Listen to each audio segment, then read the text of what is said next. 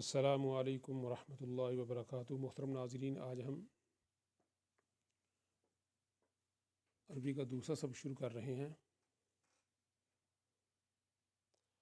آج ہم دال کے بارے میں پڑھیں گے کہ دال کو ہم کس طرح لکھتے ہیں۔ یہ دال ہے، اور یہ جو دال ہے یہ کسی بھی حرف کے آخر میں آتی ہے، ٹھیک ہے۔ اور یہ جو دال ہے یہ شروع میں آتی ہے۔ دال میں پہلے وہ جتنے ہم نے الفاظ پڑھے تھے اس سے پہلے وہ کسی بھی حرف کے لفظ کے آخر میں آتے تھے، لیکن یہ دال جو ہے یہ شروع میں لکھی جاتی ہے، ٹھیک ہے۔ اور یہ جو ہے یہ درمیان میں یا آخر میں آتی ہے۔ جیسے جیم دال زبر جد، دال کا قلقلہ کرنا، جیم دال، اس کے ساتھ دال ملا دی گئی، یہاں سے دال ملا دیا گیا۔ یہ دیکھیں یہ جیم ہے، علیحدہ ہے۔ یہاں پہ جو چھوٹا سا ڈیش ہے یہاں سے ہم نے دال کو آگے ملا دیا ہے۔ جیم دال زبر جد، جیم دال زبر جد، با دال زبر بد، نون دال زیر ند۔ یہ دیکھیں یہاں سے ہم نے ڈیش، یہ جو یہاں پہ ایرو کا نشان ہے، یہاں سے ہم نے دال کو ملا دیا۔ نون دال زیر ند، شین دال زبر شد، صاد دال زبر صد، عین دال پیش عد، فا دال زبر فض، قاف دال زبر قد، کاف دال زبر کد، لام دال زیر لد، میم دال پیش مد، یا دال زبر ید۔ آپ نے اس چیز کا دھیان رکھنا ہے کہ دال کے اندر قلقلہ ہوتا ہے، لیکن دال کے اندر قلقلہ نہیں ہوتا۔ جیسے مد، مد، ید، دال میں قلقلہ ہوگا۔ بادا آ، تینوں کو ایک ایک حرکت کے برابر، بادا آ، وجد، وعد، شذ، شین دال زبر شذ، دال زبر دا، شذ، اس لیے دال دو دفعہ پڑھی جائے گی۔ مد، صدرک، صدرک، فذالک، کذالک۔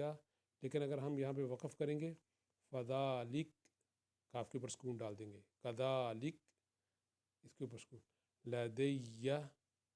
لیکن اگر ہم اس کے اوپر وقف کریں گے پھر اس کا ایک یا پڑھا جائے گا، دوسرا سکون والا ہو جائے گا، لدی، لدی، اس طرح ہو جائے گا۔ ابھی لدیہ محمد، اگر ہم یہاں پہ وقف کریں گے محمد، احمد، وقف کرنے کی صورت میں احمد، دال کے اوپر سکون ڈال دیں گے۔ اسی طرح عین ہے، یہ عین کو مختلف حروف کے ساتھ لکھنے کا طریقہ ہے۔ یہ با ہے، با کو عین کے ساتھ لکھیں گے تو اس طرح آ جائے گا، ٹھیک ہے۔ با عین زبر با، با عین زبر با، جا، ثغ، ثغ، نو، یا، فا، فا عین زبر فا، لام عین زبر لا، کاف عین زبر کا، میم غین پیش مغ، صاد غین پیش سغ، سین عین زیر سیع، راجع، وضع، رتع، سمع، قنع، بعل، بعل، صغر، جعل، سعد، طعم، معی، وضعنا، نعبد، نستعین، ٹھیک ہے۔ یہ لفظ ہے نستعین، لیکن ہم یہاں پہ وقف کریں گے، نستعین پڑھیں گے، ٹھیک ہے۔ یہ ایک مشق ہے، ہم اس کو کرتے ہیں تو ہم اس کے پڑھیں گے۔ مختلف قرآن پاک کی آیات ہیں، ان کو پڑھتے ہیں۔ ایاک، یہ یا کے ساتھ الف ہے، اس لیے ہم الف سے پہلے زبر ہے، اس لیے یا کو دو حرکت کے برابر پڑھیں گے۔ ایاک، کاف کو ایک حرکت کے برابر۔ ایاک نعبد، نعبد میں سارے ایک ایک حرکت کے برابر ہیں۔ نعبد، نا جو ہے نا یہ اصل میں ایک حرف دوسرے حرف کے ساتھ مل رہا ہے۔ نعبد و ایاک نستعین، ان کو ساکن کر دیں گے۔ الم نشرح لک صدرک ووضعنا عنک وزرک، وزرک، ٹھیک ہے۔ الذي انقض ظهرك ظهرك ورفعنا لك ذکرک یا ذکرک، ٹھیک ہے، وقف کریں گے، ذکرک پڑھیں گے، کاف کو سکون ساکن کر دیں گے۔ لیکن اگر ہم آگے چلیں گے، کیونکہ آگے دوسری آیت ہے، اس لیے ہم پڑھیں گے وَرَفَعْنَا لَكَ ذِكْرَكَ، رک کاف کو ساکن کر دیں گے۔